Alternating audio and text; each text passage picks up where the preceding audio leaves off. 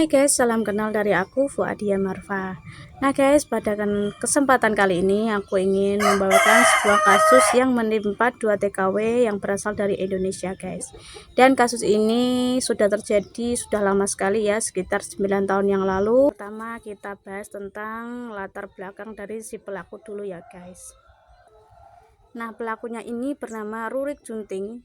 Dia merupakan seorang pria berkebangsaan Inggris yang sangat kaya, mapan, dan juga sukses guys. Bisa dibilang sultan gitulah ya.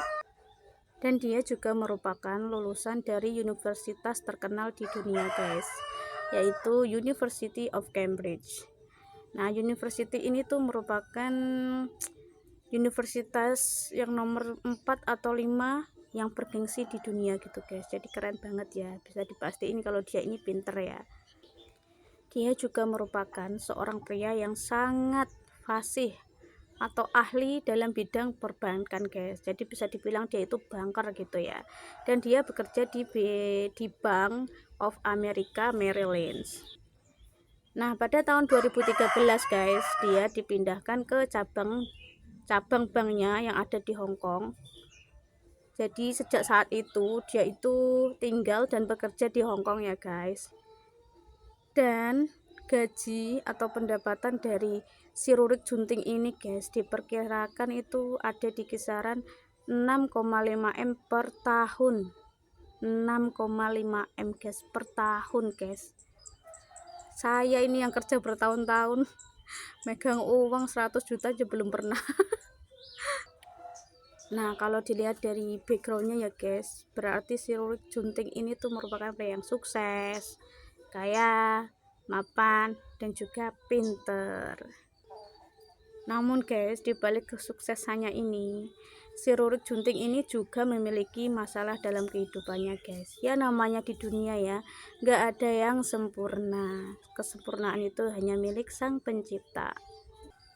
Jadi si Rurik Junting ini memiliki kayak seperti depresi atau stres karena tekanan pekerjaan yang dia lakukan ya guys. Karena dimana ada gaji yang besar pasti juga ada tanggung jawab yang besar pula.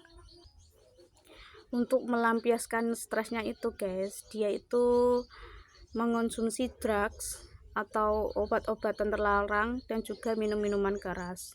Dan dia ini juga sering menyewa jasa-jasa dari wanita yang bekerja sebagai PSK untuk memuaskan nafsunya. Dia sering datang ke klub-klub malam atau kalau di luar negeri disebutnya itu red district, yaitu sebuah tempat atau daerah khusus untuk prostitusi itu. Tapi tempat ini itu legal guys, dilegalkan oleh negara. Nah, jika dari kalian ada yang bertanya-tanya ya, kenapa si Rurik Junting ini nggak nikah aja, kan udah kaya, pinter, duitnya banyak, pasti banyak wanita yang mau kan. Nah, itu alasannya katanya si Rurik Junting ini pernah punya kekasih dan hampir menikah, namun si kekasihnya ini malah selingkuh guys. Jadi mungkin dia memiliki trauma dan juga jadi enggan gitu ya berkomitmen dalam sebuah hubungan. Nah, oke, sekarang kita masuk ke latar belakang korban guys.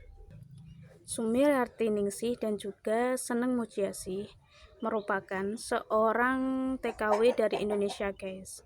Mereka berdua ini mencoba peruntungan ya guys, bekerja di Hong Kong. Namun mungkin karena tekanan ekonomi dan juga faktor lain, mereka ini memilih bekerja menjadi seorang PSK guys. Dan pada suatu saat atau suatu hari guys, si Seneng Mujiasih dan juga Sumiarti Ningsih ini berkenalan atau bertemu dengan si Rurik Junting ini. Dan sejak saat itu jasa mereka ini sudah beberapa kali disewa sama si Rurik Junting ini ya guys. Jadi sudah pernah ketemu dan ketemu lagi gitulah ya. Dan katanya setiap satu kali kencan si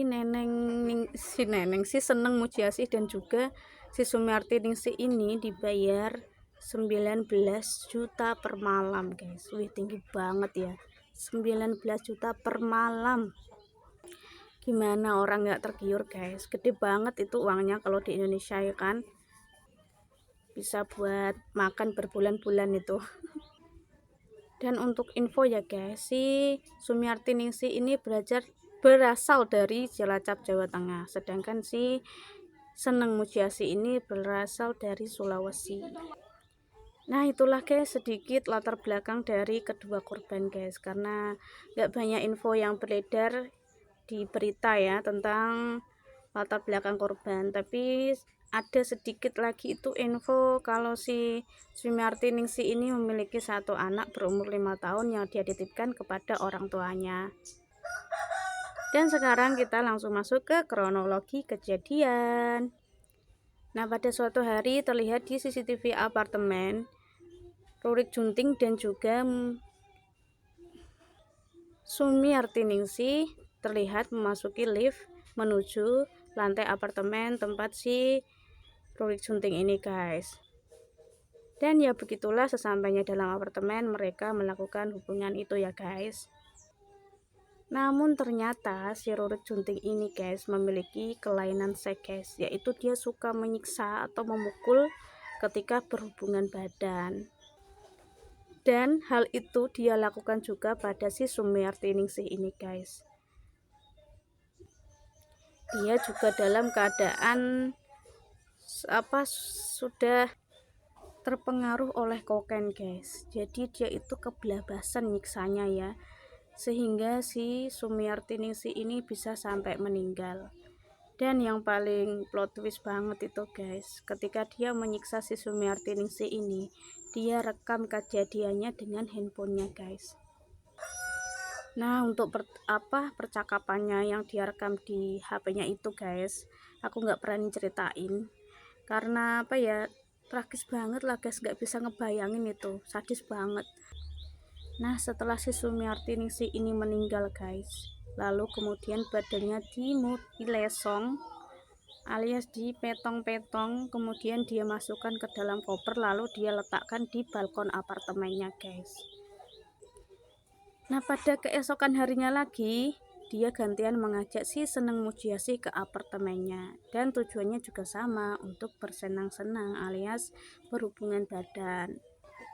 Dan lagi-lagi namanya nasib nggak ada yang tahu guys ya, si Seneng Mujiasih ini juga diperlakukan sama dengan apa yang si Rurik Junting lakukan pada Sumiarti Ningsih. Jadi ya sama-sama diseksong dan juga dipukul-pukul sampai meninggal. Namun ada perbedaannya guys, bedanya ini penyiksaan yang dia lakukan pada Seneng Mujiasih ini tidak dia rekam guys, dan juga jasanya tidak dimutilesong. Dan setelah kejadian itu guys, ini dalam keadaan dua TKW tadi itu udah nggak bernyawa ya guys. Si Rurik Junting ini tiba-tiba nelpon polisi Hong Kong dan melaporkan jika ada 2 jasad di dalam apartemennya. Nah tuh guys, biasanya kalau pelaku itu nggak mau ngaku ya. Maaf ya guys, suaranya bising, ada suara ayam karena di pedesaan, wajar ya. Mohon maaf ya jika mengganggu. Mungkin karena pengaruh kokain ya guys, jadi dia itu bisa tiba-tiba nelpon polisi, dan pada saat itu juga polisi langsung datang ke apartemen si Rurik Junting ini guys. Dan benar saja polisi menemukan 2 jasad wanita, yang satu ada di balkon dengan keadaan termutilesong dan satu lagi ada di sofa. Dan polisi langsung mengevakuasi kedua jasad tersebut dan juga melakukan penyelidikan kepada si Rurik Junting ini guys, di proses hukum gitu ya.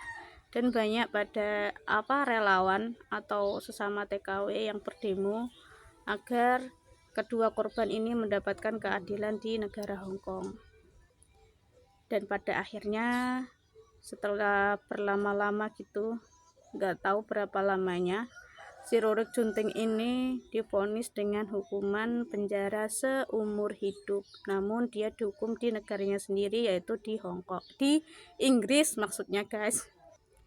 Nah guys, itulah kisah yang aku bahas kali ini guys. Jadi apa pelajaran yang dapat kita petik guys? Ya mungkin satu lah ya, dalam keadaan sehancur-hancurnya, mungkin sesulit-sulitnya guys, jangan ambil keputusan itu sepintas. Kita harus tahu resikonya ya, maksudnya mikir resikonya kedepannya gimana, dan juga niat.